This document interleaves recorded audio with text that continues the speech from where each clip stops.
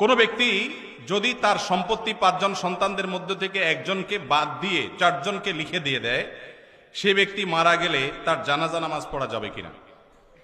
ভাইরা আমার, আমাদের দেশে অনেকে এই কাজটা করেন, তেজ্যপুত্র করেন। প্রচলিত আইনে তেজ্যপুত্র কোথাও থাকতে পারে, কিন্তু ইসলামে তেজ্যপুত্র বলতে কোনো কিছু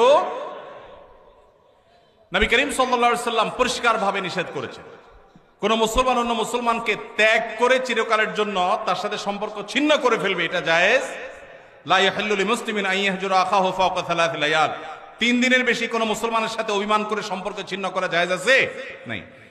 এখন সন্তান খারাপ, যত খারাপ হোক, আপনি সন্তানকে তথাকথিত তেজ্যপুত্র করলেন, করে কোনো সম্পদ দিলেন না, বঞ্চিত করলেন, আল্লাহর কাঠগড়ার আসামি হবেন।